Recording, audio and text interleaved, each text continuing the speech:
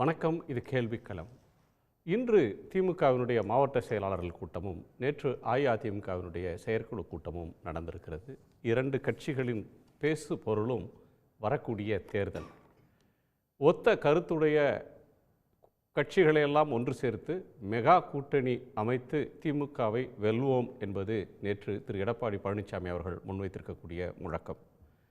பாஜகவின் அச்சுறுத்தல்கள் மிரட்டல்களுக்கு அஇஅதிமுக அடிபணிந்து விட்டது, அரசியல் ரீதியாக அதை எதிர்கொண்டு வெல்வோம் என்று திமுகவின் தலைவர் முதலமைச்சர் திரு மு.க. ஸ்டாலின் சூளுரைத்திருக்கிறார்.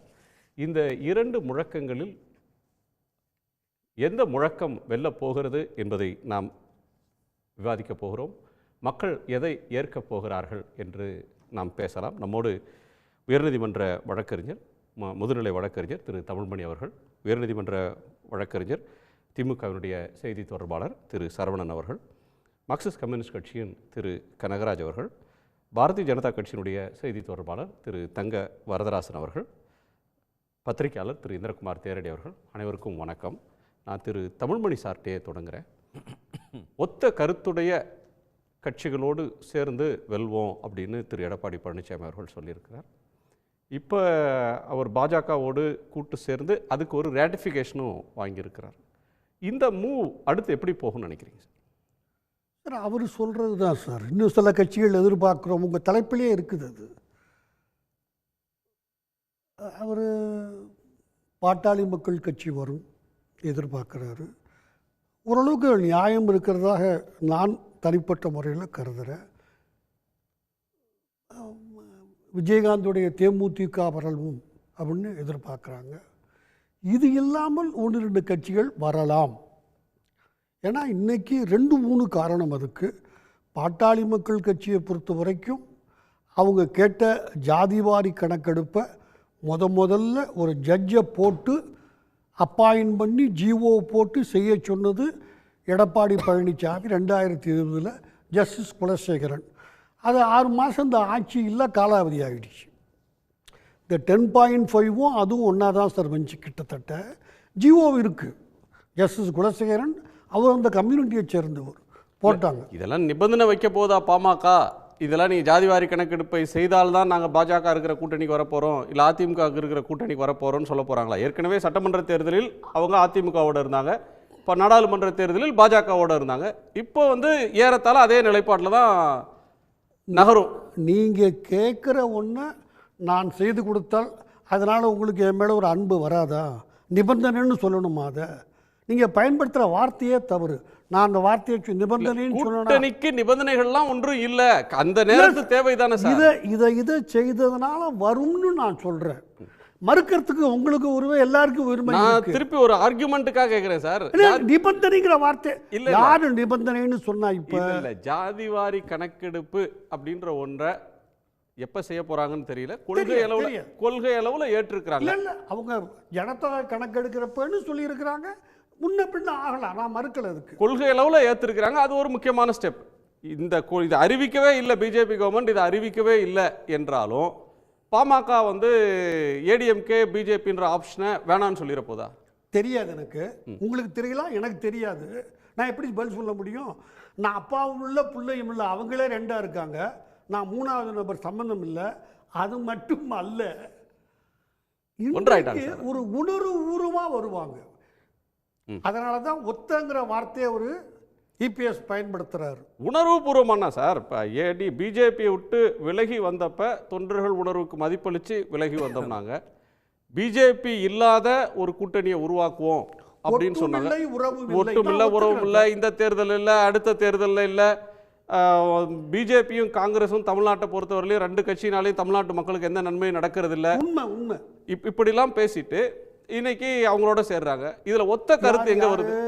ஏடிஎம்கேவும் பிஜேபியும் சேர்ந்திருக்கு. திமுகவை வீழ்த்த வேண்டும், நல்லாட்சி கொடுக்கவில்லை என்கிற ஒத்த கருத்து. அடுத்த கேள்வி கேளுங்க சார். நான் மற்றவங்கள்ட்ட கேட்டு வந்துடுறேன் ப்ளீஸ். திரு தேரடி, 2 சூளுரைகள் சார்ந்த உங்க பார்வை. இல்லை, இதில் முதல்ல சார் ஜஸ்டிஸ் குலசேகரன் கமிஷன் அப்படின்னு போட்டாங்க. இந்த குலசேகரன் கமிஷன் அப்படின்றது ஒரு ஏமாற்றுத்தனமானதாக இருக்கிறதோ அப்படின்ற சந்தேகத்தை வந்து உச்சநீதிமன்றம் ஏற்கனவே எழுப்பி இருந்தது. அவங்கள்ட்ட இருந்து எந்த குவான்டிஃபைபிள் டேட்டாவும் இல்லாத போது இவர் என்ன செய்தார் அப்படின்னு. அப்போ குலசேகரன் கமிஷன்லாம் வந்து 2ஆம் பட்சம். நீங்கள் சொன்னது போல குலசேகரன் கமிஷனோ வன்னியர் இடஒதுக்கீடோ எல்லாவற்றையும் தாண்டி இன்றைக்கு அதிமுக தான் வலுவான ஒரு கூட்டணியை வைத்திருக்கிறேன் அப்படின்னு காட்ட வேண்டிய ஒரு நெருக்கடி இருக்கிறது. எந்த அளவுக்கு அந்த நெருக்கடி வந்து அவர்களை தள்ளி இருக்கிறது அப்படின்னா, பாரத பிரதமர் நரேந்திர மோடி என்று தங்களுடைய அறிக்கையிலேயே இந்தியாவை பாரதம் என்று குறிப்பிடுகின்ற அளவிற்கு அதிமுக ஒரு குணமாற்றத்தை அடைந்திருக்கிறதா அப்படின்ற சந்தேகம் இங்க வந்து சேருகிறது. ஒரு பக்கம் இப்போதான் 6 மாதத்திற்கு முன்னால மதசார்பற்ற ஒரு கூட்டணியை அமைப்போம்னு சொன்னாங்க. எந்த விதமான சிறுபான்மையினர் வாக்குகளையும் இழக்கக்கூடாது அப்படின்றலாம் சூளுரைத்தாங்க. ஆனால் அப்படியே 6 மாதத்தில் அமித்ஷா பக்கத்தில் உட்கார்ந்து இன்றைக்கு வந்து பாஜக கூட்டணி திமுகவை வீழ்த்துவதில் ஒத்த கருத்து அப்படின்னு சொல்லிட்டு, இதுவுமே தமிழ்நாட்டில் பாஜகவை நார்மலைஸ் பண்ணுற வேலையை தான் இவங்க செஞ்சுக்கிட்டு இருக்கிறாங்க. ஏற்கனவே கூட்டணியில் இருந்தபோது கூட்டணி தர்மத்துக்காக இவங்க என்னெல்லாம் செஞ்சாங்க அப்படின்றத நம்ம கண்கூடா பார்த்துருக்கிறோம். 3 வேளாண் சட்டங்களால் விவசாயிகளுக்கு ஆபத்து இல்லை, சிஏ என்ஆர்சியால் முஸ்லீம்களுக்கு ஆபத்து இல்லை அப்படின்னு சொல்லிட்டு சட்டப்பேரவையிலேயே அதிமுக பாஜகவுக்கு ஆதரவாக பொய் சொல்லி கொண்டிருந்தது கடந்த கால வரலாறு. நீட் தேர்வை மறைமுகமாக உள்ளே விட்டது. நீட் தேர்வை பொறுத்தவரையில் இவங்க என்ன சொல்லிட்டு இருக்கிறாங்க, திமுக காங்கிரஸ் ஆட்சி காலத்தில் சட்டமே கிடையாது, அது வந்து ஒரு நோட்டிபிகேஷன் மூலமாக வந்தது. அதற்கு பிறகு நாடாளுமன்றத்தில் அது எப்போ சட்டமாக மாறுகிறது அப்படின்னா, பழைய சட்ட திருத்தங்களை வந்து புதிய சட்டங்களாக மாற்றுறது வந்து 2016 செய்கிறாங்க. 16 செய்யும் பொழுது அதிமுக என்ன செய்து கொண்டிருந்தது, அதற்கு பிறகு கூட்டணி வைத்த பொழுது அதை நீக்க சொல்லி இருக்கலாமே. இந்த கேள்விக்கு பதிலே சொல்ல மாட்டாங்க. அப்போ தமிழ்நாட்டினுடைய நலனுக்கு எதிரான ஒத்த கருத்து தான் அதிமுகவுக்கும் பாஜகவுக்கும் இருக்கிறதே தவிர திமுகவை வீழ்த்துவதோ அல்லது தமிழர்களுடைய நலனை பாதுகாப்பதோ அவர்களுடைய நோக்கம் அல்ல. முழுக்க முழுக்க தமிழ்நாட்டு மக்களுக்கு விரோதமான ஒரு ஒத்த கருத்து தான் இந்த 2 பேருக்கும் இருக்கிறது. அதனாலதான் கடந்த காலத்தில் மாமா பாண்டியராஜன் அறிஞர் அண்ணா மும்மொழி கொள்கையை ஏற்றுக்கொண்டார் அப்படின்னு பேசி ஒரு முனையில முதலமைச்சர், திமுக தலைவர், காங்கிரஸ், கம்யூனிஸ்டுகள் என்கிற ஒரு கூட்டணியை வழி நடத்துறாரு. இந்த ஆட்சியை மீண்டும் கொண்டு வருவோம் அப்படின்னு சொல்றாரு. இந்த ஆட்சிக்கு அச்சுறுத்தல்கள் வரும், நெருக்கடிகள், மிரட்டல்கள் வரும், அதை முறியடிப்போம், மக்கள்கிட்ட இன்னும் போய் நெருக்கமாக பணியாற்றுங்க அப்படின்னு பேசியதாக இன்றைக்கு வந்திருக்கு. நேற்றைக்கு அதிமுகவும் ஒரு வலுவான அணியை அமைக்க போகிறோம், அது ஒத்த கருத்து உள்ளவங்கன்னா இதுவரையிலும் சொல்கிறது வந்து பொதுவாக என்ன சொல்லுவாங்கன்னா, ஒவ்வொரு கட்சிக்கும் கொள்கை வேற, கூட்டணின்னு வர்றப்ப அதிலிருந்து காம்ப்ரமைஸ் பண்ணி தான் கூட்டணி வைக்கிறாங்க. ஒவ்வொரு கட்சிக்கும் அவங்க கொள்கை இருக்குது, அந்தந்த கொள்கையை அவங்க பின்பற்ற போகிறாங்க, சேர்ந்து தேர்தலை எதிர்கொள்ள போகிறாங்க. இதுதான் இப்போ சொல்கிறது வந்து திமுக ஆட்சியை வீழ்த்துவது அப்படின்ற ஒரு பொது நோக்கத்தை முன்வைச்சு கூட்டணி அமைக்கிறோம், ஒரு மெகா கூட்டணி அமைப்போம்னு ஏடிஎம்கே நகருது. இல்லை, இது அவங்களுடைய கடந்த கால உதாரணத்திற்கே எதிராக இருக்கு அப்படின்றது தானே நாம முன்வைக்கிறதே. இப்போ இன்றைக்கு வந்து திமுகவை வீழ்த்துவது அப்படின்னு சொல்லிட்டு பாஜகவோட ஒன்றிணைறதா இவங்க சொல்றாங்களே, என்ன சந்தேகம்னா, பாஜக நீண்ட காலமாக தமிழ்நாட்டில் பாஜக என்று உள்ளே வரும் பொழுதே அவர்களுடைய நோக்கத்தை அவங்க தெளிவாக சொல்றது என்ன அப்படின்னா, கழகங்கள் இல்லாத தமிழ்நாடு. எப்படி இந்தியா முழுமைக்கும் அவங்க 3 விஷயங்களை வச்சிருந்தாங்களோ, தமிழ்நாட்டுக்கு அவங்க வைத்திருக்கக்கூடிய அடிப்படையான ஒரே விஷயம் கழகங்கள் இல்லாத தமிழ்நாடு அப்படின்னு. அந்த கழகங்கள் அப்படின்னு இருக்கிற இடத்துல திமுகவும் அதிமுகவும் சேர்த்துதான கழகங்கள் அப்படின்ற பேர்ல வருகிறது. அப்ப கடந்த கால தவறுகள்ல இருந்து திமுக திருப்பி அந்த தவறு செய்யக்கூடாது என்ற முடிவெடுக்கிறது, அதிமுக அதற்கு பிறகு அந்த தவறை செய்யக்கூடாதுன்னு ஜெயலலிதா காலத்தில் முடிவெடுக்கிறது. ஆனா எடப்பாடி பழனிசாமி மாறுகிறார் அப்படின்னா, தன்னுடைய நலனுக்காக, தன்னுடைய தனிப்பட்ட லாபத்துக்காக அதிமுக பாஜகவோடு சரணடைவது என்பதற்கு பல்வேறு காரணங்கள் எடப்பாடி பழனிசாமிக்கு இருக்கிறது. அதுல பிரதானமான காரணம் இரட்டை இலை வழக்கு. 2வது, அதிமுக முன்னாள் அமைச்சர்கள் மீதான வழக்குகளை விசாரிப்பதற்கு ஆளுநர் ஒப்புதல் கொடுக்காமல் காலதாமதப்படுத்தி அவர்களை காப்பாற்றுவது என்று பல்வேறு விஷயங்கள் அதிமுகவுக்கு தலைமையில் தொங்கும் கத்தியாக இருக்கிறது. தன்னை காப்பாற்றிக் கொள்வதற்காக தன்னுடைய கழகத்தையே, தன்மானத்தையே அடமான வைப்பதற்கு தயாராக இருக்கிறேன் என்பதுதான் எடப்பாடி பழனிசாமி இந்த கூட்டணியின் மூலமாக. பல்வேறு கட்சிகள் வருவாங்க அப்படின்னா அந்த வெவ்வேறு கட்சிகள் யாரு? இப்போதைக்கு வந்து திமுக கூட்டணியில் இருக்கக்கூடிய எல்லா கட்சிகளும் ஃப்ரீஸ்டு அப்படின்னு சொல்லிட்டாங்க. வெளியில் இருக்கக்கூடியது ஏற்கனவே கடந்த காலத்தில் கூட்டணியில் இருந்த கட்சிகள் மட்டும்தான். அதனுடைய வலு என்னன்னு பார்த்தோம். இப்போ இவங்களுடைய டார்கெட் வந்து விஜயாக மாறி இருக்கிறார். இப்போ விஜயை டார்கெட் பண்ணி விஜய் ஐசோலேட் பண்றதன் மூலமாக நாம ஒரு பேசுபொருளாக இருக்கலாம் அப்படின்னு எடப்பாடி பழனிசாமி தன்னுடைய கருத்துக்களை இப்ப பேச தொடங்கி இருக்கிறாரு. விஜய் வருவதற்கு வாய்ப்பு இருக்கிறதா? வீழ்த்துவது அப்படின்னு தொடங்குற கடந்த தேர்தல் பயணம் அப்படின்றது சட்டமன்ற தேர்தலில் இந்த கூட்டணி அப்படியே இருக்காது, ஒரு சட்டமன்ற தேர்தலில் இருந்த கூட்டணி அடுத்த தேர்தலில் அப்படியே தேர்தலை சந்திக்காது, காங்கிரஸ் விலகிவிடும், விசிகா விலகிவிடும், ஒரு கம்யூனிஸ்ட் கட்சி விலகிடும், இப்படி வெவ்வேறு அவங்க என்னென்ன கட்சிகள்லாம் தோணுச்சோ அதெல்லாம் சொன்னாங்க. இப்போ அந்த நகர்வுகள் ஒரு கட்டத்தில் வெற்றி பெறலை, அந்த கூட்டணி இன்டாக்டாக இந்த நிமிஷம் வரையிலும் இருக்குது. இப்போது வந்து விஜய் அப்படின்ற ஒரு புதிய பிளேயர் வந்து அவர் அந்த கூட்டணிக்கு வரல, அவர் தன் தலைமையில் ஒரு கூட்டணி, தன்னுடைய ஆட்சி அப்படின்னு சொன்ன பிறகு அதிமுகவுக்கான வாய்ப்பு சுருங்கி அவங்க களத்தில் முக்கியமாக இருப்பதற்காக பிஜேபியோடையும் மற்றவங்களோடையும் கூட்டணிக்கு போகிறாங்க. அப்படி புரிஞ்சுக்க முடியாதா? அந்த கூட்டணியை விஸ்தரிக்க பார்க்குறாங்க. இல்லை விஸ்தரிக்க பார்க்குறாங்க அப்படின்னா இப்போ வெறுமன அரசியல் கணக்கீடுகளை மட்டும் வைத்துமே விஸ்தரிக்க பார்க்குறாங்க. இது பொருந்தி வருகிறதா? முதல்ல அதிமுக பாஜகன்ற கூட்டணி தமிழ்நாட்டில் பொருந்தி வந்திருக்கிறதா அப்படின்றத பார்க்கணும். இதற்கு முன்பு போன தேர்தல் அப்படின்றதும் அதற்கு பிறகு 2 தேர்தல்கள் 3 தேர்தல்களில் தொடர்ச்சியாக திமுக கூட்டணி பெற்றிருக்கக்கூடிய அந்த வாக்கு வங்கியாக இருக்கட்டும், அவங்களுடைய வெற்றியாக இருக்கட்டும், இதோட எந்த இடத்துலையுமே தன்னை கம்பீட் பண்ண முடியாத அளவுக்கு இன்காம்பிட்டன்ட்டாக அதிமுக தன்னை மாற்றிக்கொண்டிருக்கிறது. களத்தில் அதிமுக தொண்டர்கள் பாஜகவுக்கு எதிரான மனநிலையோடு இருக்கிறார்கள். இப்போதும் தாமரை சின்னத்தோடு அவங்க போய் போஸ்டரை கொடுக்கறதுக்கு தயாராக இருக்கிறாங்களா? நாளைக்கு ஒரு பப்ளிக் ஒப்பீனியன் எடுப்போம், அதில் தெரிஞ்சிடும் அதிமுக தொண்டர்களுடைய உண்மையான மனநிலை என்ன என்பது. இப்போதைக்கு எடப்பாடி பழனிசாமி இருக்கக்கூடிய ஒரே ஸ்கோப்பு விஜய் வருவாரா மாட்டாரா என்பதன் மூலமாக விஜய் பாஜகவும் சரி அதிமுகவும் சரி அந்த குதிரை வருதோ வரலையோ, ஆனால் அந்த குதிரையின் மீது பந்தயம் கட்டுவதன் போல ஒரு தோற்றத்தை உருவாக்குவதன் மூலமாக தங்களை பேசுபொருளாக வைத்துக் கொள்ள முடியுன்ற அளவுக்கு அவங்களுடைய அரசியலே சுருங்கி போயிருக்கிறது. எந்த மக்கள் நல அரசியலே அவர் முன்னெடுத்திருக்கிறார்? இந்த ஓராண்டு காலத்தில் அவர் என்ன மக்கள் நல பிரச்சனையை முன்வைத்து போராட்டம் நடத்தி இருக்கிறார்? ஒன்றிய அரசுக்கு எதிராக என்ன போராட்டத்தை அவர் முன்னெடுத்திருக்கிறார்? ஒன்றிய அரசுக்கு எதிராக போராட வேண்டியதை மாநில அரசுக்கு எதிராக அவர் போராடுவார், திசை திருப்புவார். இந்த திசை திருப்பலை அவர் செய்துவிட்டு அவர் எந்த அளவுக்கு இன்னைக்கு தன்னுடைய அரசியலை வந்து ஒரு போதாமையில் இருக்கிறார் அப்படின்னா, மாநில சுயாட்சி வந்து நாடகமா, மொழி உரிமை பிரச்சனை வந்து நாடகமா, இன்றைக்கு நடைபெற்று இருக்கக்கூடிய என்சிஆர்டி கூட்டத்தில் வந்து தமிழ்நாடு எதிர்ப்பு தெரிவித்து விட்டு வந்திருக்கிறது. ஆனால் அதே நேரத்தில் எடப்பாடி என்ன சொல்றாரு? மொழி பிரச்சனைன்றது நாடகம் அப்படின்றாரு. அப்போ தமிழ்நாட்டினுடைய உயிர்நாடி பிரச்சனைகளை அத்தனையும் அடகு வைப்பதற்கு தயாராக இருக்கிறேன் அப்படின்னு பிஜேபிக்கு தான் ஸ்டேட்மெண்ட் கொடுக்குறாரே தவிர மக்களை எப்படியாவது ஏமாற்ற வேண்டும். இது என்னன்னா கடைசி நேரத்தில் வந்து மேடம் ஹோம்ஒர்க்கில் தான் வந்துட்டேன் மேடம், என்னை விட்டுருங்க மேடம், இன்னைக்கு எனக்கு பிறந்தநாள் மேடம் சொல்லிட்டு ஒரு பையன் வந்து கடைசியில் வந்து அழுது ஆர்ப்பாட்டம் பண்ணுற மாதிரி மக்களை நோக்கி எடப்பாடி பழனிசாமி எனக்கு வேற வழி தெரியல ஆத்தா, நான் திமுகவை எதிர்க்கிறதுக்காக பிஜேபியோட போயிட்டேன் அப்படின்னு சொல்லிட்டு வேற வழி தெரியல ஆத்தா அப்படின்னு சொல்லிட்டு மக்கள் முன்னாடி நின்று ஏதாவது நாடகம் ஆடினால் நடக்குமா என்று பார்க்கிறார். அந்த நாடகம் கடந்த காலத்திலும் பலிக்கல, இனிமேலும் பலிக்காது. திரு வரதராஜன், அதிமுக எடுத்திருக்கிற இந்த கூட்டணி முயற்சி ஏற்கனவே தோற்று போன ஒரு கூட்டணி, கடந்த காலத்திலையும் கூட்டணி வச்சாங்க, எடுபடலை. இப்போது அவங்களுக்குள்ள வந்து ஒரு ஒத்திசைவு வராது, மக்கள் நலனை முன்னிறுத்தி வைக்கப்பட்டதல்ல, வேற வழி இல்லாம சுயநலத்திற்காக சேர்ந்திருக்கிறாங்க அப்படின்ற ஒரு குற்றச்சாட்டை முன்வைக்கிறார். வணக்கம் திரு குணசேகரன். அதாவதுங்க, ஒரு அரசியல் கட்சி என்பது மக்களுக்காக, அந்த மக்களுடைய எண்ணங்களை பிரதிபலிக்கணும்னு சொன்னால் அந்த அரசியல் கட்சிக்கு நிச்சயமாக அந்த கட்சிக்கு மக்களிடையே தோல்வி கிடைக்கும்.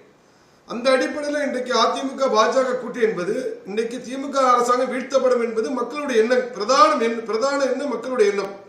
அதை நோக்கி நான் பயணிக்கிறோம். நாங்கள் என்ன கேட்கொண்டோங்க, அதான் சொல்றேன், நாங்கள் இன்னும் எங்கள் கூட்டணி வலுப்பெறும்ன்றது தான் எங்களுடைய மரியாதைக்குரிய அண்ணன் எடப்பாடி அவர்கள் சொல்லியிருக்கிறார். நிச்சயமாக கூட்டணி வலுப்போம். ஏன்னா 20 தினங்களாக ஏற்கனவே முதல்வர் தூங்கல, பல அமைச்சர்கள் தூங்கல, அதன் பிறகு இப்பயே தூக்கத்தை தொலைச்சிருக்கிறார். நான் என்ன கேட்கிறேன், யாரையும் மிரட்டியில கட்டாயப்படுத்த முடியாதுங்க. அப்படி பார்த்தோன்னு சொன்னா நீங்க வந்து எப்படி சொல்றது, நீங்க 2011 ரைடை விட்டு மேல ரைடு கீழே கலைஞரோட பேச்சுவார்த்தை இருந்தீங்களா, அது வேணா இருக்கலாம், எங்களுக்கு அதெல்லாம் அவசியம் கிடையாது. இன்னைக்கு மக்களுடைய எண்ணங்களை பாஜக அதிமுக கூட்டணி பிரதிபலிக்கின்றது. நான் யாரோடு யார் சேர்ந்தா உங்களுக்கு என்ன, நீங்க தான் நல்லாட்சி தந்திருக்கீங்களே, எவ்வளோ எல்லா 525 வாக்குறுதி நிறைய நிறைவேற்றிருக்கீங்களா, நீ ஏன் பயப்படுறீங்க மக்களை பார்த்து? அதுதாங்க. தொடறீங்க மக்களுடைய எண்ணத்தை இந்த ஒரு பிரதிபலிக்க வேண்டியது ஒரு கட்சியுடைய அடிப்படையான கடமை. இந்த கூட்டணி அமைந்த பிறகு திமுகவுடைய ஆட்சியாளர்கள் தூக்கத்தை தொலைச்சிட்டாங்க. மிரட்டி கட்டாயப்படுத்தி இந்த கூட்டணியை நாங்கள் உருவாக்கலாம், அதுக்கான அவசியம் இல்லை அப்படின்னு சொல்றீங்க. ஆனால் மக்கள் எண்ணத்தை பிரதிபலிக்கிறது அப்படின்னு சொன்னால், கடந்த ஓராண்டு கால செயல்பாடு, போன நாடாளுமன்ற தேர்தலில் என்ன பேசுனீங்க, நாங்கள் யாரோடு வேண்டுமானா சேருவோம், அதை ஏன் கேட்குறீங்க அப்படின்னு நீங்கள் வந்து ஆளும் தரப்பை பார்த்து கேட்கலாம். பட் ஏன் சேர்ந்தீங்கன்னு மக்களுக்கு சொல்ல வேண்டிய கடமை ஒவ்வொரு கட்சிக்கும் இருக்கு. போன 6 மாதத்துக்கு முன்னாடி என்ன சொன்னீங்க? நாங்கள் தான் உண்மையான எதிர்க்கட்சி, நாங்கள் தான் எங்கள் தலைமையில் கூட்டணி, என்டிஏ கூட்டணி, என்டிஏ ஆட்சி அப்படிலாம் சொல்லிட்டு அதிமுகவையும் விமர்சிச்சுட்டு அதிமுக இந்த பக்கம் பிஜேபியை பார்த்து பிஜேபியால் எந்த நன்மை இல்லை, போன நிர்மலா சீதாராமன் அவர்கள் தாக்கல் செஞ்ச கடைசி பட்ஜெட்டை கடுமையாக விமர்சிச்சிருந்தார் திரு எடப்பாடி பழனிசாமி. இவ்வளவு சொல்லிட்டு மக்கள் விருப்பத்தை தான் நாங்கள் சொல்றோம் அப்படின்னா அது முரண்பாடா இருக்காதா? அதாவது குணசேகரன், ஒவ்வொரு கட்சிக்கும் ஒரு கொள்கை இருக்கும், கருத்து இருக்கும். அப்படி ஒரே கொள்கை இருந்ததுன்னா ஒரே கட்சியை தான் வச்சுக்க முடியும். உதாரணத்துக்கு நான் கேட்கிறேன், இந்திரா காந்தி அவர்களை திரு கலைஞர் விமர்சிக்காத உண்டா? பெண் ஹிட்லர் என்று சொன்னார் எமர்ஜென்சி அப்ப. திருப்பி வந்து நேரு மகளை நிறைய ஆட்சி தருன்னு சொல்லவே இல்லையா? அதன் பிறகு அவர் மீது கல்லெறி வீசப்பட்டது, ரத்தம் சொட்டியது. அதுக்கு என்ன பதில் சொன்னார் திரு கலைஞர்? அதன் பிறகு நேரு மகளே இந்திரா வருகன்னு சொல்லவில்லையா? கூட்டம் நமையவில்லையா? அது போல இங்க ஒண்ணு நடக்கலங்க. ஒண்ணு அது போல இன்றைக்கு திமுக கூட்டத்தில் அங்க வைக்கிற வைகோ அவர்கள் வாரிசு அரசியலை திரு ஸ்டாலின் அவர்களை எதிர்த்து என்ன மாதிரி பேசுறார் என்பது ஒண்ணும் இல்ல. உங்க சேனல் இருக்கும், வேண்டாம் நாங்கள் வேண்டாம் பகிர்றோம், பேசவே இல்லையா? அரசியல் இன்னைக்கு அண்ணன் கம்யூனிஸ்ட் கனகராஜ் அவர்கள் இங்கே வந்திருக்கிறார். அவர் கட்சியை வந்து 2016 மக்களவை கூட்டணி வைக்கிறப்ப திமுக விமர்சனமே செய்யவில்லையா? கடுமையாக விமர்சனம் செய்தது. அதனால அரசியல்ல வந்துங்க இது யதார்த்தம், ஒவ்வொரு காலகட்டத்தில் விமர்சிக்கக்கூடியது. ஆனா அதே கால சூழ்நிலைகள் யார் இருக்க வேண்டும் யார் இருக்கக்கூடாது என்று மக்கள் ஒரு முடிவெடுத்து விட்டால் அதுக்கு அந்த அரசியல் கட்சிகள் செவிசாய்க்க வேண்டும் என்பதுதான் பொருளை தவிர, நீங்கள் வந்து வேற மாதிரி அச்சம் அடைந்து விட்டு அதனால அச்சம் என்று சொல்லி இவரை மிரட்டினாரு அவங்க மிரட்டினாங்க, அது அவங்களுக்கே சொல்லணும். நீங்க உங்களுக்கு ஏன் இவ்வளவு பதட்டம், ஏன் இவர் அச்சம்? அதனால யாரும் மிரட்டி வைக்க முடியாது. நீங்க சொன்னா கத்து வர இப்ப சகோதரர் சொன்னார் 2019 கூட்டணி ஜெயிக்கல, 2021 ஜெயிக்கல, 2024 ஜெயிக்கல தம்பி சகோதரர் தேரடி சொன்னார்.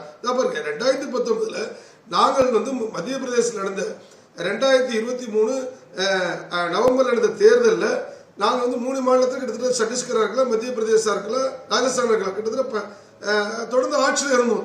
அதே போல வெற்று வாக்குறுதிகள் அறிவிச்சாங்க, நாங்க வந்து அறிவிக்கல. நாங்க தோத்த உடனே 2019 மேல வந்து தேர்தல் வந்துச்சு. ஒட்டுமொத்த நாட்டு மக்களும் இனிமேல் நரேந்திர மோடி திரும்பி பிரதமராக வரமாட்டார் அப்படின்னு முடியல. எல்லா மக்களும் நினைச்சு வாக்களிச்சாங்க. ஆனா தமிழ்நாடு மட்டும் ராகுல் காந்தி பிரதமராக வருவார், நரேந்திர மோடி வரமாட்டார் என்ற ஒரு காரணம் ஒண்ணு. அது மாத்திரம் கிடையாது. 2020 சொன்னா 2021 சொல்றேன், எங்களுடைய தேர்தலில் சின்ன விஷயங்களை நாங்க வந்து தவறு செய்து விட்ட சின்ன விஷயங்கள் அப்படின்னு திமுக ஆட்சிக்கு வந்திருக்காது. அதை வெளிப்படையாக பேச முடியாது. நாங்கள் இந்த முறை அதை தவறு நாங்கள் சரி செய்திருப்போம். 2024 கேட்பீங்க, எதிராளிகள் நாங்களா இருக்கலாம், அதிமுக இருக்கலாம், எல்லாருமே பிரிஞ்சு நின்ற காரணத்தினால் உங்களுடைய வெற்றி வந்து இதானதை தவிர இன்றைக்கு நடக்கக்கூடிய மக்கள் விரோத ஆட்சி, மக்களுடைய மிகப்பெரிய அலங்கோல் ஆட்சி, சட்டம் ஒழுங்குக்கு எப்பயுமே நாங்கள் சொல்லுவோம். பாஜக தமிழகத்தில் திமுக ஆட்சி வந்து சொன்னா நிச்சயமா வந்து சட்டம் சரி இருக்காதுன்னு சொன்னார். கொலைப்பட்டியல் வந்து நான் பழிகிறேன். அப்படி எல்லாத்திலும் கிட்டத்தட்ட 3-2 மணிக்கு ஊழல் அமைச்சர்கள் வச்சுக்கிட்டு மிகப்பெரிய ஊழல் ஆட்சி. ஆக மக்களுக்கு விரோதமான ஆட்சி நடக்கிறது. அரசுடைய கோரிக்கை நிறைவேற்றப்படலை. இப்படி படிப்படியாக எந்த தரப்பு மக்களுடைய கோரிக்கை நிறைவேற்றப்படலை, அதை முன்னெடுத்துட்டு போறோம். அதனால இவ்வளவுதான் விஷயங்கள் தவிர நீங்க இந்த முறை வெற்றி உறுதியாக இல்லை என்பது முதல்வர் ஸ்டாலின் அவருக்கு தெரிந்ததால் அவர் விரக்தியில் பேசுகிறார். ஓகே திரு சரவணன், அச்சப்படுறீங்க அப்படின்றது ஒன்று, மக்கள் எண்ணத்தை பிரதிபலிக்கக்கூடிய உணர்வோடு தான் இது சேர்ந்து இருக்கிறதுன்னு ஒன்று. திரு தமிழ்மணி சார் சொல்லும்போது சொன்னாங்க பாமக உள்ளிட்ட சில கட்சிகள் வருவதற்கான வாய்ப்புகள் இருக்கு, அதை எண்ணத்தை வச்சு ஒரு மெகா கூட்டணி அப்படின்ற ஒரு கோணத்தை சொல்றாரு. இன்றைக்கு நடந்து முடிந்திருக்கக்கூடிய அந்த மாவட்ட செயலாளர்கள் கூட்டத்தில் நாடு போற்றும் 4 ஆண்டு தொடரட்டும் பல்லாண்டு என்ற அந்த முழக்கத்தோடு மக்களை சென்று சந்தியுங்கள் அப்படின்னு சொல்லி ஆணையிட்டிருக்கிறார் எங்களுடைய தலைவர், தமிழ்நாட்டின் முதல்வர். இந்த 4 ஆண்டு கால ஆட்சி பல முறை சொல்லியிருக்கோம், பல சிறப்பு திட்டங்கள், பல யாரும் யோசிக்கவே முடியாத திட்டங்கள், இந்த திட்டங்களை எல்லாம் நிறைவேற்றி செயல்படுத்தி இருக்கிறோம். இந்த திட்டங்கள் வந்து இந்தியா முழுக்க பாஜக ஆண்டு கொண்டிருக்கக்கூடிய மாநிலங்களில் எல்லா மாநிலங்கள்லையும் இந்த திட்டங்களை அப்படியே ரெப்ளிகேட் பண்ணி தேர்தல் வெற்றிகளை அறுவடை செய்து கொண்டிருக்கிறது பாஜக. ஸோ இந்த சூழலில் வந்து இவர்கள் வந்து அதிமுக நீங்களே சொன்னீங்க இனிமேல் கூட்டணியே கிடையாதுன்னாங்க. அண்ணன் ஜெயக்குமார் சொன்னார், நான்லாம் தோக்குற ஆளா, 25 வருஷமாக நான் தோத்ததே கிடையாது, நான் தோத்ததுக்கு ஒரே காரணம் பாஜக தான் அப்படின்னு சொல்லி சொன்னார். இப்போ ஜெயிக்க போகிறாரா? அவங்க கட்சி அந்த கூட்டணியே வந்து ஒரு கெமிஸ்ட்ரி இருக்கா அந்த கூட்டணிக்கு? இதை எல்லா இடத்துலையும் சொல்லிக்கிட்டு இருக்கோம். அதிமுகவிலிருந்து யாருமே எந்த விவாதத்திலையும் கலந்துக்கிறதே கிடையாது. யாருக்கும் வந்து பாஜக கூட்டணியை ஆதரித்து பேச அவர்களை நான் கூசுகிறது. அதனால தான் யாரும் வரமாட்டாங்க. இப்போ கூட்டணி இருக்கு அப்படின்னா ஒரே விஷயம், ஒரே ஒரு சின்ன கருத்தை மட்டும் சொல்லிடுறேன். இந்த கூட்டணியை பத்தி யாரும் விமர்சிக்க கூடாது, பொதுவெளியில விமர்சிக்க கூடாது அப்படின்னா அதுவே நெகட்டிவ்ங்க. அதுவே சொல்லுது இது கூட்டணி, இது பொருந்தா கூட்டணி, தலைவர்கள் வேற வழி இல்லாம ஏதோ நிர்பந்தத்தால, அருமையா சொன்னாரு 2 நிர்பந்தங்கள்ன்றாரு. ஒன்னு ரெட்டையில, இன்னொன்னு ஊழல் வழக்குகள். ரெட்டையில கூட செகண்டரிங்க உங்களுக்கு. இவங்க கொள்ளையடிச்ச சொத்து காணாம போக கூடாது, ஜெயிலுக்கு போக கூடாது, அமலாக்கத்துறை அவர்களை கைது செய்து சிறையில் அடைக்க கூடாது. அந்த ஒரே காரணத்திற்காக பாஜகவோடு கூட்டணி. அதைத்தான் இன்னைக்கு தமிழ்நாட்டுடைய முதல்வர் சொல்லியிருக்கார். இவங்க மிரட்டி கூட்டணி வைத்திருக்கிறார்கள். இந்த மிரட்டல்களை எல்லாம் எப்படி எதிர்கொள்ள வேண்டும் என்று எங்களுக்கு தெரியும் அப்படின்ற அந்த கருத்தை முன்வைத்திருக்கிறார். சார், நீங்க வந்து செய்தி தொடர்பாளர்கள் வந்து இந்த கூட்டணியை பற்றி பேசல, இதுவரையிலும் விமர்சிக்க கூடாதுன்னு அறிவுறுத்தப்பட்டிருக்கு அப்படின்றீங்க. ஒரு கூட்டணி அமைஞ்சா உடனே பட்டாசு வெடிச்சு கொண்டாடி இனிப்பு கொடுத்து கொண்டாடினா தான் தொண்டர்கள் வரவேற்றாங்க அப்படின்னு அர்த்தமா? இப்போ வந்து அவங்க செயற்குழு நடந்திருக்கு, மாவட்ட செயலாளர்கள் கூட்டத்தை கூட்டியிருக்கிறாங்க, எம்எல்ஏக்கள் கூட்டம் நடந்தது. அங்கெல்லாம் யாருமே அந்த கூட்டணி வேண்டாம் என்றோ அதில் இன்னொரு கருத்து வந்ததாகவோ வெளிப்படையாக எந்த பதிவும் நமக்கு இல்லையே. இல்லை நீ நல்ல கேள்வி தான் கேட்டிருக்கீங்க. சரி, இப்போ கூட்டணியை வந்து யாரும் கொண்டாட வேண்டாம், ஆனால் எல்லாரும் எதிர்த்து பேசிக்கொண்டு இருக்கிறார்களே. இப்போ அதுதான் இவங்க வந்து அதை எப்படியாவது அந்த வாய்ஸஸ் வெளியில் போயிடக்கூடாதுன்னு இது பண்ணிட்டு இருக்காங்க. ஒரு முன்னாள் எம்எல்ஏ ராஜினாமா செய்தார். இன்னொரு கூட்டத்தில் எப்படி போய் ஓட்டு கேட்கறது அப்படின்னு சொல்லி ஒரு அங்கே இருக்கக்கூடிய கூட்டத்தில் அதிமுக நிர்வாகி ஒருத்தர் பேசினார். இப்படி பல இடங்களிலிருந்து பல செய்திகள் வந்து கொண்டு தான் இருக்கிறது. அதிமுக தொண்டர்கள் இந்த கூட்டணியை விரும்புகிறார்களா அப்படின்னு கேட்டிங்க அப்படின்னா விரும்பலை. அவர்களுக்கு வந்து இந்த கூட்டணி பிடிக்கல. ஏன்னா அதிமுக தொண்டர்கள் விரும்புகிறார்களா அப்படின்னா அந்த தொண்டர்கள் களத்துக்கு வந்து வேலை செய்கிறாங்களா, எவ்வளோ ஓட்டு வாங்குறாங்க அப்படின்ற அன்னைக்கு தான் வெளிப்படையாக தெரியும்.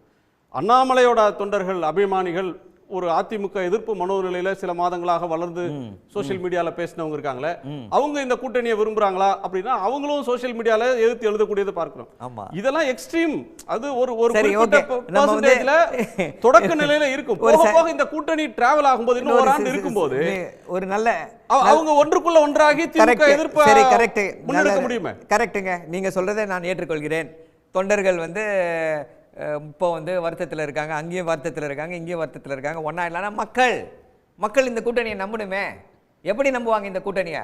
இன்றைக்கி வந்து என்சிஆர்டி கூட்டத்தில் எதிர்ப்பு தெரிவிக்கவில்லை. 3வது 5வது 8வது இதற்கு வந்து இது வைப்பேன் அப்படின்றாங்க. என்ட்ரன்ஸ் எக்ஸாமினேஷன் வைப்பேன், சாரி ஃபைனல் எக்ஸாமினேஷன் வைப்பேன் அப்படின்றாங்க. பென்சில் பிடிக்க வேண்டிய கையில் வந்து சுத்தியலை கொடுக்க முனைகிறது ஒன்றிய அரசு. சிபிஎஸ்இ ஸ்கூல்ஸ்னு இன்னைக்கு சொல்றாங்க. நாளைக்கு என்ன பண்ணுவாங்க? இதை நீங்கள் அமல்படுத்தினால்தான் அப்படின்னு எல்லா இதுக்கும் அப்படியே கழுத்து இல்ல சார். ஆல் பாஸ் முறையை பிஜேபி கவர்மெண்ட் கொண்டு வந்திருக்க இந்த கொள்கையை பிஜேபி தான் கம்பல் பண்றாங்க. ஏடிஎம்கே அதை வந்து ஏற்றுக்கொள்ளலையே. ஏற்றுக்கொள்ளல. ஆட்சியில இருக்கும்போது 5வதுக்கு 8வதுக்கு பொது தேர்வுன்னு ஆணை வெளியிட்டார்கள். எல்லாம் 2019ல எல்லாம் எதிர்த்த உடனடியாக அப்புறம் அதை வாபஸ் வாங்கினாங்க. சோ அப்ப இவர்களுடைய நோக்கம் என்ன? பாஜக என்ன செய்தாலும் மக்களுடைய நலன் எங்களுக்கு அக்கறையே கிடையாது. யார் நாசமா போனாலும் எங்களுக்கு கவலை கிடையாது. ஒரு நிமிஷம், வரதராஜன் சார் குறுக்கிடுறாங்க. திரு வரதராஜன் குறுக்கிட வரும். இல்ல சொன்னார் சார், நீங்க திமுக தொண்டர்கள் கவலைப்படுறாங்களா, அதிமுக தொண்டர்கள் பிஜேபி கவலைப்படாங்க சார். திமுக தொண்டர்கள் கவலைப்படக்கூடாதுன்னு உற்சாகத்துக்காக முதலமைச்சர் பேசுறாரு. நிச்சயமா திமுக தொண்டர்கள் ஒரு சோறு வந்துருச்சு. ஏன்னு கேட்டா இந்த கூட்டணி வராதப்ப 200+, 234 இதெல்லாம் பேசுறாரு. இன்னைக்கு உங்களுக்கு ஒரு மனச்சோர்வு, டிமாரலைஸ் வந்துருச்சு என்பது உண்மை. இதை ஒத்துக்கணும். இப்படி சரவணன் சொன்னா 3, 5, 8 அதுக்கெல்லாம் வந்து ஆல் பாஸ் சார். 2 விஷயம் தான் பாருங்க. இது வந்து யாரும் ஃபெயில் பண்ணுகிற நோக்கம் இல்லை. சிபிஎஸ்இ பள்ளியத்தில் 3, 5, 8 அவர்கள் வந்து நிச்சயமாக வந்து மேல் படிப்பு உயர்கல்வி போன்னு சொன்னால் அவர்களை வந்து நம்ம தரம் பிரித்து பார்க்க வேண்டும். எதுலாம் இவர்கள்லாம் வந்து மார்க்கில் கொஞ்சம் கம்மியாக வராங்களோ அதை ஃபெயில் பண்ணலாம் கிடையாது. அந்த விசேஷமா ஆசிரியர் கவனம் கொடுத்து 2 மாசத்துல மறுதேர்வு வச்சு உங்க கூட்டணியில இருக்கிற எந்த கட்சி மாதிரி ஏற்றுக்காது சார். தமிழ்நாட்டில் உங்க கூட்டணியில இருக்கிற ஏடிஎம்கேவும் இந்த ஆல் பாஸ்ன்ற இதை வந்து ஏற்றுக்கொள்ளாது. பாமகவும் கூட்டணி வரும்னு நினைக்கிற பாமகவும் ஏற்றுக்கொள்ளாது. நான் இன்னொரு காயின் உங்கள்ட்ட கேட்கணும். வரதராஜன் சார், ஒரு காலத்துல இருங்க பாருங்க, ஒரு விஷயம் சார். அதாவது ஒரு காலத்துல ஓராண்டு ஃபெயில் என்பது கிடையாது. ஓராண்டு இந்த மாணவனுடைய வாழ்க்கையை பாதிப்பதற்கு செய்யவில்லை. ஒரு காலத்துல இருந்துச்சு. இப்ப நான் படிக்கிறப்ப இருக்கலாம், நீங்க படிக்கிறப்ப இருந்து சொன்னா அது மாதிரி வந்து என்னோட 7வது படித்த மாணவர் நான் 10th வந்துட்டேன், அந்த போய் 7வது ஃபெயிலாக இருந்தேன். இப்போ அந்த இதில் அப்படி கிடையாது. அதனால அது போன்ற விஷயத்தை நீங்க ஒரு தாழ்வு மனப்பான்மை உருவாக்கிறாரா சார்? 5ஆம் கிளாஸ் படிக்கிறவங்களுக்கு சார் அது ஒரு அகாடமிக் டிஸ்கஷன், நம்ம இன்னொரு நாள் பேசலாம். இதுக்கு எதிராக வலுவான சமூக ரீதியிலான நியாயமான ஆர்குமெண்ட்ஸ் இருக்கு. அது நீங்க வந்து மெரிட் அஇஅதிமுக பாஜக இல்ல முடிச்சு வந்து கருத்து அஇஅதிமுக பாஜக தொண்டர்கள் மக்கள் இணைந்து கூட்டணி அமைக்கிறோம். இன்னும் கார்டியலான அலைன்ஸ் திமுக விருத்த திமுக என்பது தீய சக்தி என்பது அதிமுக ஒவ்வொரு தொண்டர்கள் விரும்பக்கூடியது. அந்த தீய சக்தி சொல்றீங்க திமுகவுக்கு அச்சம் வந்துருச்சு, திமுக ஏன் எதுக்குது அப்படின்ற கோணத்தை சொல்றீங்க. இப்ப பாயிண்ட் வந்து இந்த இதுல பிஜேபியோட கூட்டணி வேண்டாம் என்று சொன்னது அதிமுக, சொன்ன தலைவர்கள் அதிமுக தலைவர்கள் தொண்டர்கள்ட்ட எல்லாம் சொல்லி பொதுக்குழுல ஒப்புதல் வாங்கி அமித்ஷா அவர்களை பார்த்து பேசல. ஒரு எந்த விதமான முன்னறிவிப்பும் இல்லாம திடீர்னு பார்த்து அதற்கு பிறகு வந்து நாங்க சுமூகமா எப்படி கூட்டம் அமைச்சிட்டோம் பாத்துட்டீங்களா அப்படின்னு தொண்டர்கள்ட்ட அதை வந்து பின்னேற்பு தான் வாங்கி இருக்கிறாங்க.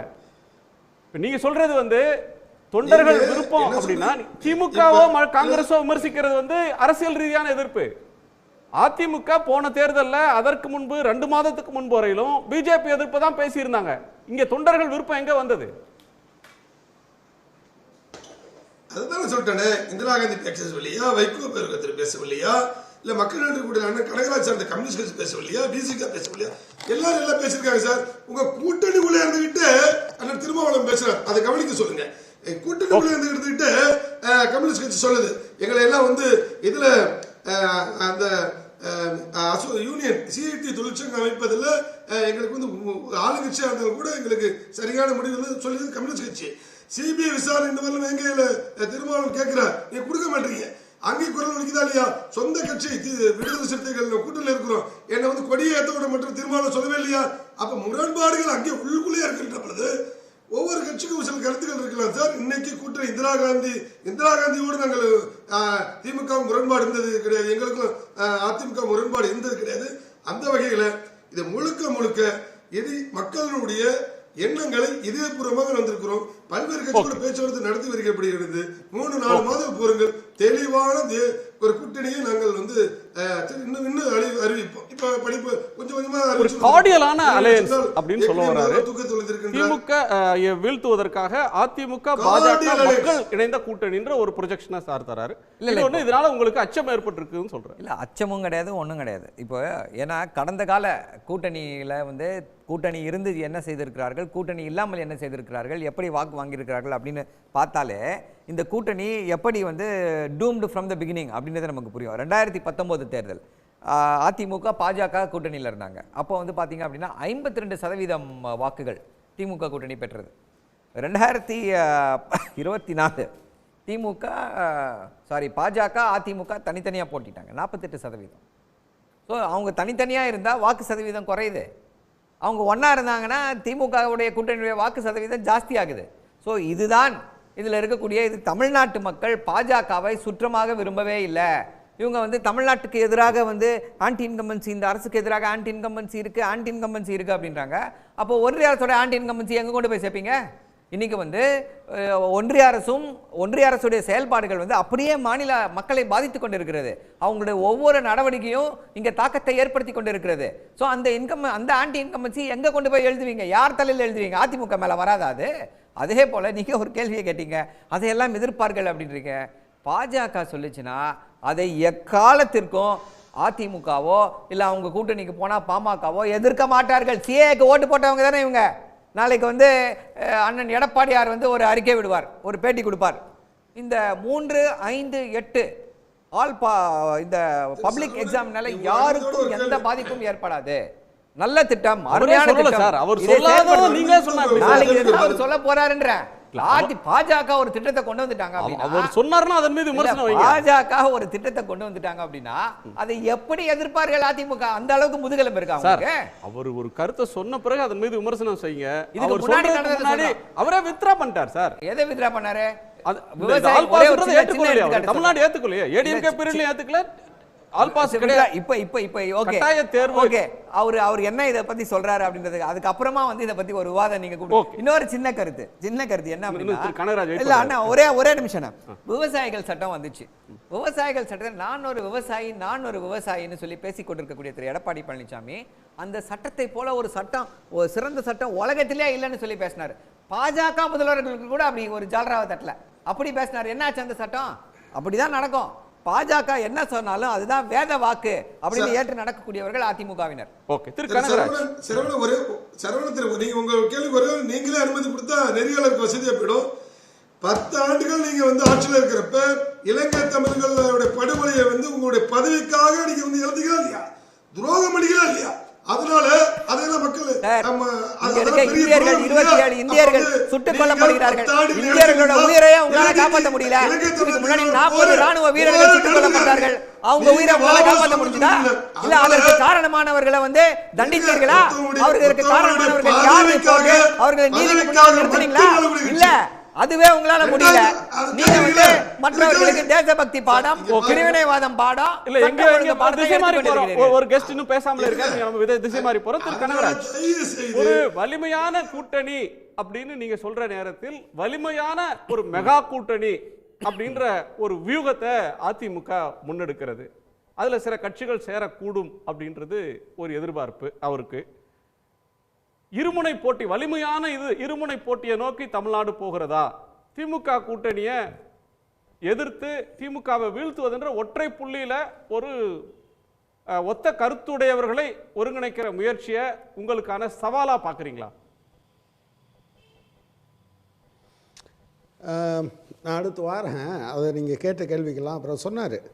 நீங்கள் வந்து திமுகவை விமர்சிக்கலையா, காங்கிரஸை விமர்சிக்கலையா? சிபிஎம் உருவானதற்கான காரணத்தில் ஒன்று கம்யூனிஸ்ட் கட்சி காங்கிரஸின்பால் என்ன அணுகுமுறை வைக்க வேண்டும் என்று. பாஜக என்கிற பேரிடர் பெருநோய் இந்தியாவில் இல்லைன்னா நான் காங்கிரஸை தான் ஃபைட் பண்ணுவேன். காங்கிரஸ் நீங்கள் அதில் என்ன சந்தேகம் உங்களுக்கு?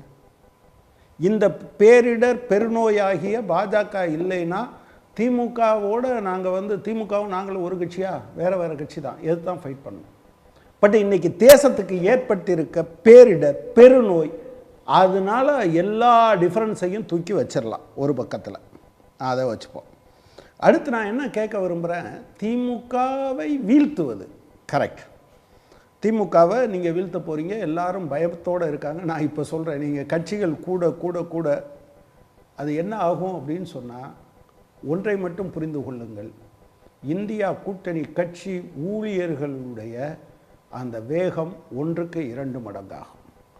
நீங்கள் அதிமுகவும் பிஜேபியும் சேர்ந்த பிறகு அதிமுகவினுடைய ஒரு கணிசமான ட்ரெடிஷ்னல் ஓட் பேஸ் அது இதிலிருந்து விலகுது. நீங்கள் கட்சியை சேர்த்துருவீங்க, ஓட்டு யார்? ஜனங்கள் தானே போடணும். நான் இப்போ சேலஞ்ச் பண்ணுறேன், நீங்கள் இடையில எடுத்த ஊசலாட்டத்தின் காரணமாகத்தான் இது மாறி இருக்குது. நான் என்ன கேட்குறேன், சாதாரண விஷயமா வெள்ள பாதிப்புக்கு காசு கொடுக்கல, நம்ம இபிஎஸ் அதை எப்படி நியாயப்படுத்துவார்? நீங்கள் எப்படி நியாயப்படுத்துவீங்க? நேற்று கூட நிர்மலா சீதாராமன் இங்கே வந்து ஹரிச்சந்திர வீட்டுக்கு அடுத்த வீட்டுக்காரர் மாதிரி அளந்துட்டு போனார். ஜனவரி மாதம் 1056 கோடி ரூபா கிராமப்புறத்தில் அன்றாடம் 100 நாள் வேலைக்கு போய் வாழ்க்கை நடத்துகிற பெரும்பாலும் பெண்களாக இருக்கக்கூடியவர்களுக்கு பணம் கொடுக்கல. 1056 கோடி பாக்கி இருக்குது, நீங்கள் கொடுங்கன்னு கேட்டார். ஆனால் இன்றைக்கி வர 2999 கோடி இப்போ 2 நாளைக்கு முன்னால் கொடுத்துருக்கீங்க. அந்த 1056 கோடி எத்தனை மாதம்? நவம்பர், டிசம்பர், இப்போ தான் நீங்கள் கொடுத்துருக்கீங்க. ஜனவரி, பிப்ரவரி, மார்ச், ஏப்ரல். நான் 7 மாதமாக அந்த பணத்தை வைத்து கொண்டு எங்கள் சாதாரண பெண்களின் வயிற்றில் அடித்ததை நீங்கள் எப்படி நியாயப்படுத்துவீங்க சொல்லுங்கள்? நீங்கள் 2999 கோடி என்பது 1 மாதம் கொடுக்க வேண்டியதா, 2 மாதம் கொடுக்க வேண்டியதா? கணக்கு இருந்தால் நீங்கள் சொல்லுங்கள் பார்க்கலாம். உங்களுக்கு பிஎம் ஸ்ரீயில் ஏற்றுக்கலைன்னு சொல்லி என்னுடைய மாணவர்கள் படிப்பு என்ன நாசமானாலும் சரி, ஆசிரியர்களுக்கு பணம் கொடுக்கலைனாலும் சரி, ஸ்கூலே 3 நாளும் பரவாயில்லைன்னு நினைக்கிறீங்க. இதை தமிழ்நாட்டு மக்கள் ஏற்றுக்கொள்வார்களா? மும்மொழி கொள்கையை நம்ம இபிஎஸ் ஏற்றுக்குவாரா? ஒருவேளை இபிஎஸ் ஏற்றுக்கலாம், ஓபிஎஸ் ஏற்றுக்கலாம், டிடிவி தினகரன் ஏற்றுக்கலாம். ஆனால் டிராவிடியன் ஐடியாலஜிக்கல் பேஸில் இருந்து வந்த ஒரு கணிசமான ஊழியர்கள் இருக்காங்க. அவங்க இதை ஆதரித்து பேசுவாங்களா?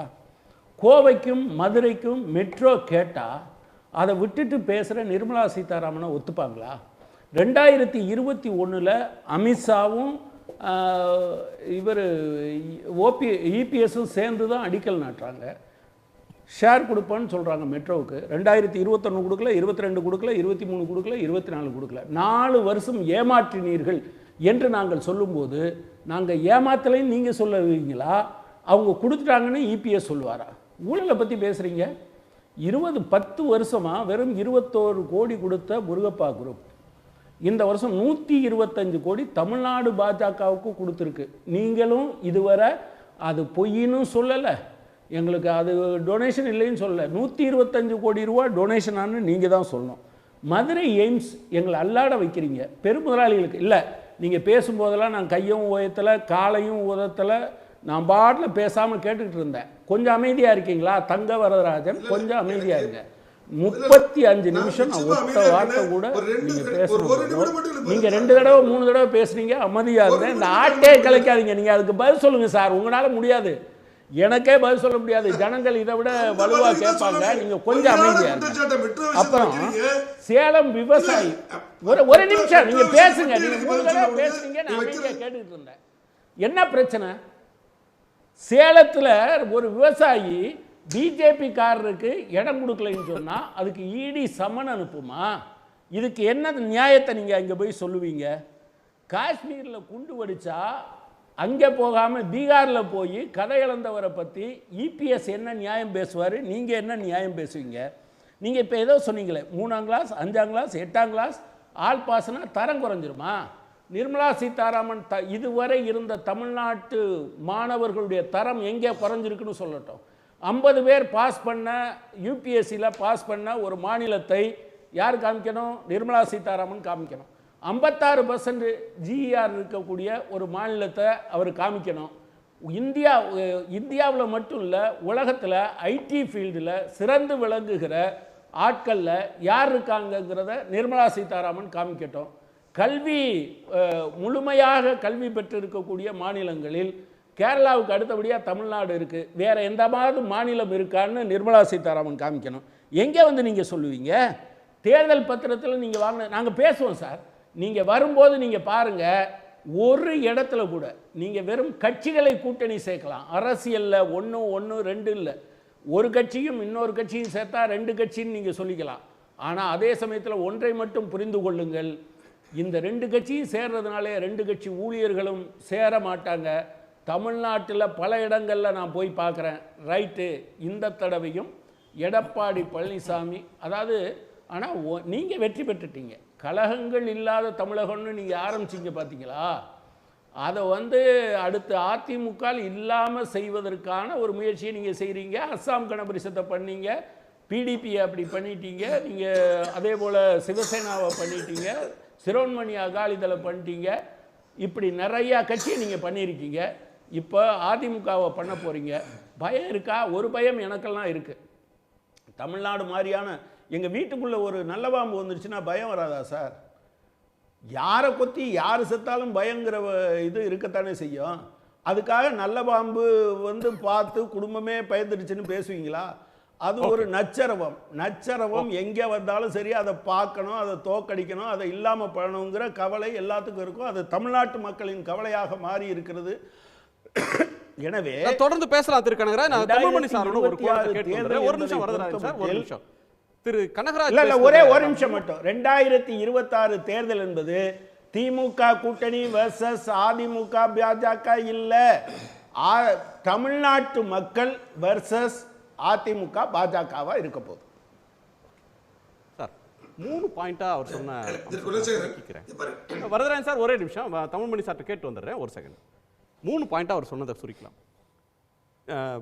பிஜேபியோட ஏடிஎம்கே கூட்டு சேர்ந்து வருகிற போது ஏடிஎம்கேவும் பிஜேபியும் தனித்தனியாக நிற்கிறப்ப இருக்கிறத விடவும் பிஜேபியோட ஏடிஎம்கே சேர்ந்த பிறகு திமுக கூட்டணி, திமுக, காங்கிரஸ், கம்யூனிஸ்ட் இந்த கூட்டணியில் இருக்கக்கூடிய செயல் வீரர்கள், தொண்டர்கள் இன்னும் வேகமாக வேலை செய்வாங்க அப்படின்னு ஒரு பாயிண்ட். ஒரு பதில் சொல்லிடுறேன், செய்துட்டு போகட்டும், ரைட், முடிஞ்சு போச்சு. என்ன அவர் அது எதிர்பார்ப்பு அவர் சொல்றது தப்பு இல்லை.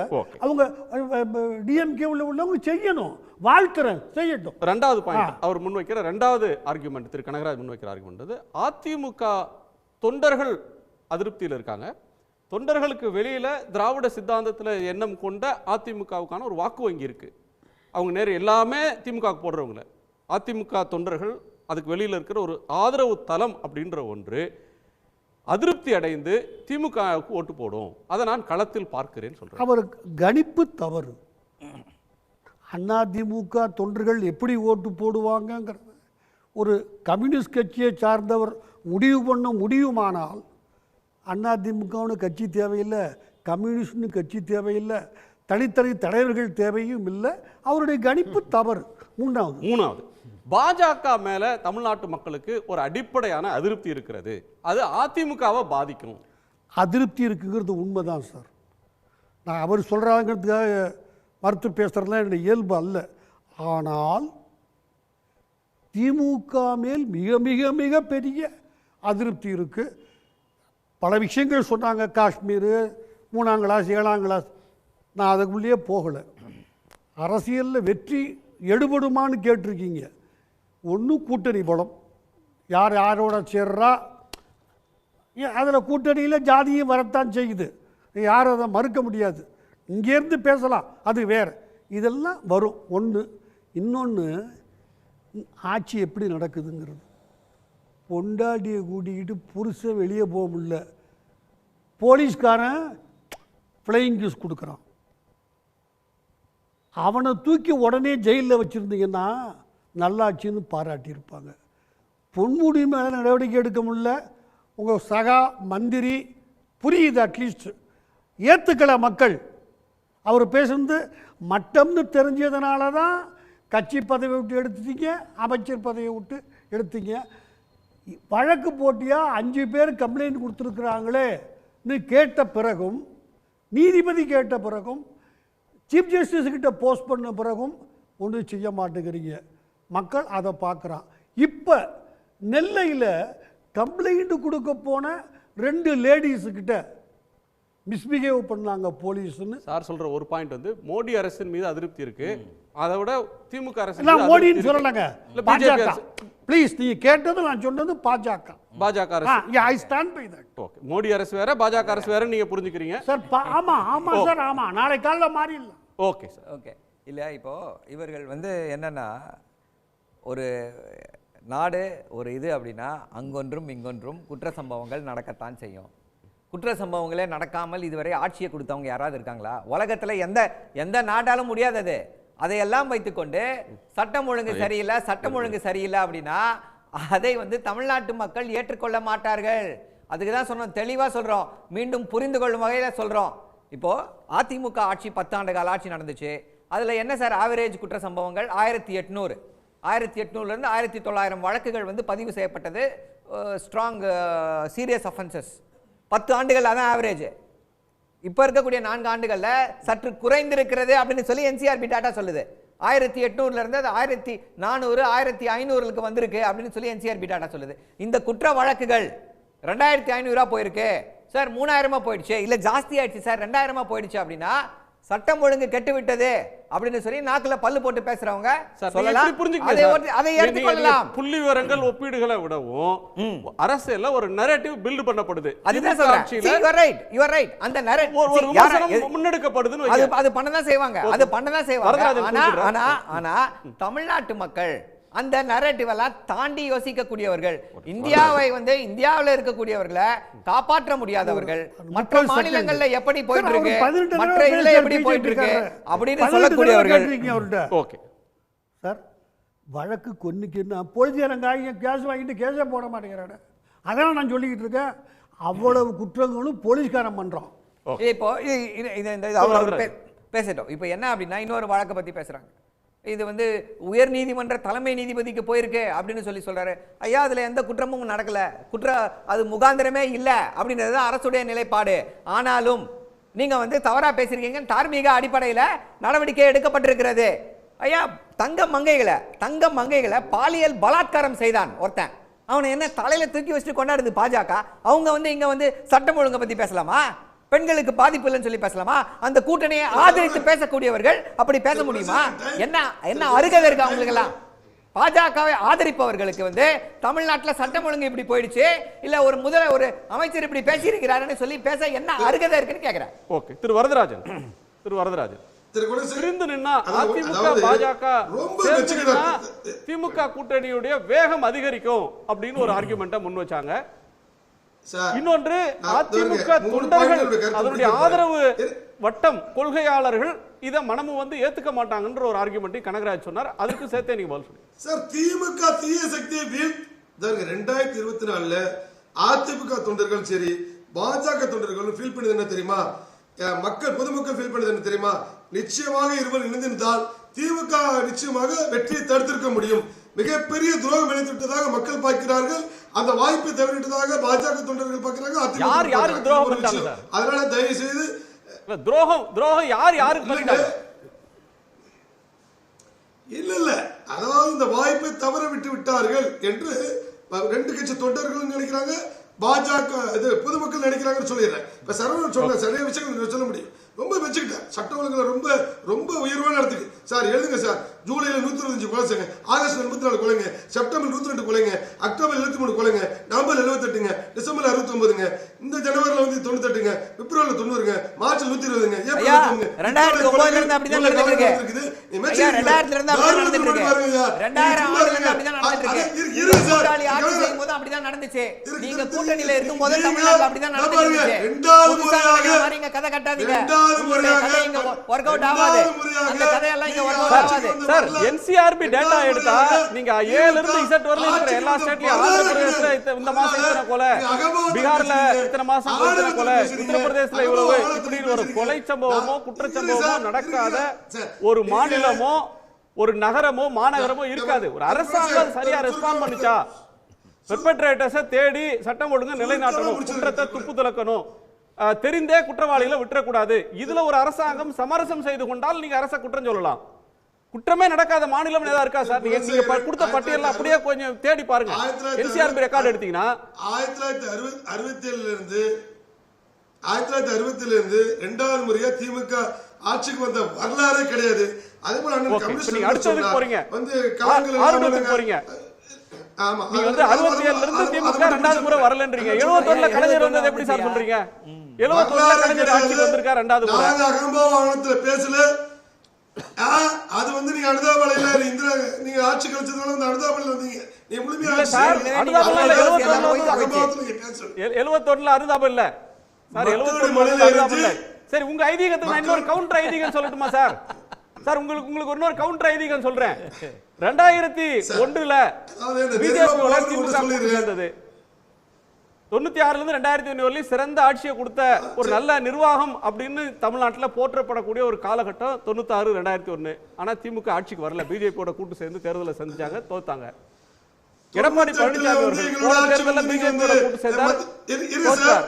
பிஜேபியோட திமுக சேர்ந்தாலும் அதிமுக சேர்ந்தாலும் சட்டமன்ற தேர்தலில் மக்கள் வாக்களிக்க மாட்டாங்கன்னு சொல்றாங்க. 93 திமுக கூட்டணி வச்சு 31 இடங்களை கைப்பற்றமால பாராளுமன்றத்தில் அப்ப எங்க போனுச்சு? அதனால வேஷம் காட்ட கூடாது. பிஜேபியோட கூட்டு சேர்ந்த எந்த கட்சியும் தமிழ்நாட்டில் ஆட்சி பிடிக்கல சார் சட்டமன்ற தேர்தலில். சார் காலங்கள்லாம் மாறிடுச்சு சார். உங்க பழைய காலங்கள் பழைய வீரரை பாட முடியாது. அன்னைக்குள்ள காலங்கள் கையில வந்து செல்போன் இருக்குது, ஒரு காலம் ஸ்டாண்டர்ட் மீடியா இருக்குது. இன்னைக்கு அது கிடையாது. நிச்சயமாக இந்த ஆட்சி வீழ்த்தப்படும். நீங்க பயப்பட வேண்டியதில்லை. நீங்க முந்தா இப்ப பாருங்க.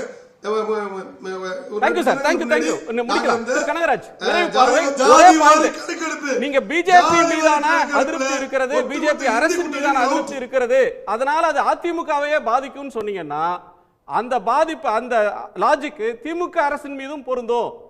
இந்த கோட்டை விட அந்த கோடு பெருசுன்ற ஒரு ஆர்குமெண்ட் முன்வைக்கப்படுது. அதுக்கு உங்க பதில்?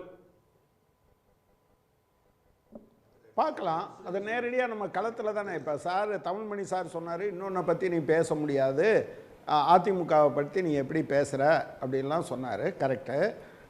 அப்படி பேச முடியாது. நான் பொதுவாக அப்படி பேசுகிற ஆள் இல்லை, ஜோசியம் சொல்கிற ஆள் இல்லை. இப்போ நான் களத்துக்கு ஃபீல்டுக்கு போகிறேன். போன தடவையிலிருந்து இந்த தடவை ஒருவேளை கன்வின்ஸ் பண்ணாமல் கூட அவங்க அவசரமாக எடுத்துட்டாங்க. ஒருவேளை இப்போ உட்காந்து மாவட்ட செயலாளர்கள் எல்லாம் அவங்கள கூப்பிட்டு திருப்திப்படுத்தி அனுப்பியிருக்காரான்னு தெரில. ஒருவேளை 10 நாள் ஆன பிறகு நான் போயிட்டு வந்தேன்னா அது மாறி இருந்ததுன்னா மாறி இருக்குது சார் அப்படின்னு தான் சொல்லுவேன். ஏன்னா எங்கள் ஆட்கள்கிட்ட உண்மையை சொன்னால் தானே எல்லாரும் எங்கள் கூட்டணி வேலை பார்க்கும். ஒன்றை மட்டும் சொல்கிறேன், நான் சொன்னதில் ஒன்று, திமுக மீது எந்த ஒரு ஆட்சியின் மீதும் அதிருப்தி இல்லாத ஒரு 5 வருஷம் 4 வருஷம் ஆச்சுன்னா அதிருப்தி இல்லாமலாம் இருக்காது. ஆனால் வள்ளுவர் கரெக்டாக சொல்லிட்டார், குணம் நாடி குற்றமும் நாடி அவற்றுள் மிகை நாடி மிக்க குழல். மிகப்பெரிய கொலைபாதகர்களும் ஊழல் பேர்வழிகளுமாக தோளில் கை போட்டு வரும்போது தமிழ்நாட்டு மக்கள் இப்போ இருக்கிற ஆட்சியினுடைய சில தவறுகள் இருக்குது, சில பலவீனங்கள் இருக்குது. அதையெல்லாம் மீறி இது திமுக ஆட்சியை பாதுகாக்கிற ஏற்பாடே கிடையாது. தமிழ்நாட்டை பாதுகாக்க வேண்டும். அந்த இன்ஃபெக்ட் ஆகாமல் இருக்கக்கூடிய தமிழ்நாட்டை நீங்கள் அதை இன்ஃபெக்ட் ஆக விடக்கூடாது என்கிற வேகத்தோடு தான் இருக்குது. இதில் திமுக வெற்றிக்காக பாடுபடுவது என்பதல்ல பிரச்சனை. தமிழ்நாட்டை அதனுடைய இந்த மதச்சார்பற்ற ஒரு பாரம்பரியத்தை, அதனுடைய ஜனநாயக பாரம்பரியத்தை, அது இன்னைக்கு தமிழ்நாட்டில் இருக்கக்கூடிய நல்லிணக்கத்தை பாதுகாப்பது என்பதுதான் இந்த போராட்டம். இது திமுக ஆட்சியை காப்பாற்றுறதா இல்லையாங்கிறதல்ல எனக்கு பிரச்சனை. தமிழ்நாட்டை காப்பாற்ற வேண்டும் என்றால் திமுக தலைமையிலான கூட்டணி வெற்றி பெற வேண்டும். அதுதான் இங்கே பிரச்சனை. எனவே எனக்கு திமுக மேலே ஒரு மாறுபட்ட கருத்து இருக்கு அல்லது இன்னொருத்தருக்கு இருக்குங்கிறது அவரும் சேர்ந்து நிற்பார். நீங்க பார்த்தீங்கன்னா இந்த காலத்தில் வச்சிருக்கக்கூடிய இந்த கடுமையான அட்டாக்கை மக்கள் புரிஞ்சிருக்காங்க. அது திமுக மீதான அட்டாக் இல்ல, தமிழ்நாட்டின் மீதான தாக்குதல் என்பதை புரிந்திருக்கிறோம். நன்றி நன்றி. மிக சுருக்கமாக நிறைவு பார்வை இந்திரகுமார். இந்த வல்லவனுக்கு புல்லும் ஆயுதம்ன்ற படத்தில் வந்து ஒரு பக்கம் சந்தானம் நிற்பார், இன்னொரு பக்கம் இயக்குனர் ராஜ்குமார் வந்து ஒரு கதாபாத்திரத்தில் நடிச்சிருப்பார். அப்போ சந்தானம் வந்து அவரை பார்த்து ஐயோ பயமாக இருக்குது அப்படின்னு சொன்னோடனே அப்படி பயம் இருக்கணும்னு ராஜ்குமார் சொல்லுவோம். பக்கத்தில் இருப்பேன், ஏ ஃபூல் அவனை பார்த்து பயப்படடா, அவன் நம்மளை கலாய்க்கிறான் அப்படின்னு சொல்லுவாங்க. அதுபோல் அதிமுக கூட்டணியை பற்றி திமுக வைக்கின்ற பார்வை என்பது முதலமைச்சர் ஸ்டாலின் திமுக தலைவராக இருந்து பங்கமாக கலாய்ச்சிட்டு இருக்கிறாரு. அதை பார்த்து அவர் பயந்துட்டாருன்னு பாஜக நினைத்தது அப்படின்னா இழப்பு வந்து பாஜக அதிமுக கூட்டணிக்கு தானே தவிர திமுகவுக்கு அல்ல. அதிமுகவில் இதை எதிர்த்து ஒவ்வொரு நாளும் ஒரு நிர்வாகிகள் பதவி விலகி கொண்டே இருக்கிறார்கள். புதுக்கோட்டை அதிமுக நகர செயலாளர் பதவி விலகி இருக்கிறார். நெல்லை கழக செயலாளர், நெல்லை மாவட்ட கழக செயலாளர் விலகி இருக்கிறார். நாகை கிளை செயலாளர் விலகி இருக்கிறார். இப்படி கட்சியிலிருந்து சிறுபான்மையினர் அத்தனை பேரும் கட்சியை விட்டு ஓட்டம் எடுக்கிறார்கள். இங்கே இருந்தோம்னா எங்க குஜராத்தில் நடந்த மாதிரி இங்கே எடப்பாடி ஏதாவது பண்ணிடுவாரோன்னு பயந்து போய் கட்சியை விட்டு ஓடிட்டு இருக்கிறாங்க. அதையெல்லாம் எடப்பாடி பழனிசாமி சமாளித்து அடுத்து ஆட்சி அமைப்பது பற்றி அவர் யோசிக்கட்டும். நன்றி நன்றி நன்றி. நிறைவு செய்யலாமா சார்? உங்க நிறைவு பார்வை சார். இப்போ ஓடிச்சு சார் மேலப்பாளையம். கம்ப்ளைண்ட் கொடுக்க போன 2 பேர்கிட்ட தான் மிஸ்பிஹேவ் பண்றாங்க போலீஸ். நீங்க சொன்னீங்க இல்லையா, கம்ப்ளைண்ட் ஆந்திராவை பார், அமெரிக்காவை. நரிக்குறவர் சமூக பெண்களை அதிமுக இன்னைக்கு செய்தி அதுவும் அதுக்கு என்ன பதில்? ஆட்சியில இல்லாத போதே நரிக்குறவர்களை தேடி தேடி போய் தாக்குதல் நடந்தது அதிமுக. அப்ப ஆட்சிக்கு வந்தா இன்னும் என்னென்ன செய்வாங்க? ஏதாவது ஒருத்தர் மேல யாரா இருக்கட்டும் இவர் வந்து குற்றம் செய்திருக்கிறார், இவர் மேல நடவடிக்கை எடுக்கல, ஏன்னா இவர் வந்து திமுகவை சார்ந்தவர், இவருக்கு நெருக்கமானவர், ஏதாவது ஒரு வழக்குல நடவடிக்கை எடுக்காமல் இருக்கப்பட்டிருக்கா? இல்ல. ஆனா அதிமுக ஆட்சியில பொள்ளாச்சி பாலியல் சம்பவம் சிபிஐ வந்த பிறகுதான் கைது செய்யறாரு. ஏன் அந்த வழக்கு நடவடிக்கை எடுக்கப்படல? ஏன்னா எல்லாம் அதிமுகவை சேர்ந்தவர்கள். இது இப்படி சொல்லிக்கிட்டே போலாம் அதிமுக ஆட்சியில. ஆனா திமுக ஆட்சியில ஒரு எம்பி கைது செய்யப்படுகிறார், ஒரு வழக்குல சம்பந்தப்பட்டிருக்காருன்னு சொல்லிட்டு. அப்படிப்பட்ட ஆட்சியை கொடுத்து கொண்டிருக்கிறோம். எங்களுக்கு தெரியும் சட்டம் ஒழுங்கை எப்படி காப்பாற்ற வேண்டும், எது சட்டம் ஒழுங்கு என்று. நன்றி நன்றி. நாளைக்கு விரிவாக பேசலாம் இன்னொரு தலைப்பில். உங்கள் அனைவருக்கும் நன்றி. மீண்டும் சந்திப்போம். இது கேள்விக்களம் மக்களின் மேடை. உடனுக்குடன் செய்திகளை தெரிந்து கொள்ள சன் நியூஸ் பெல் ஐகானை கிளிக் பண்ணுங்க.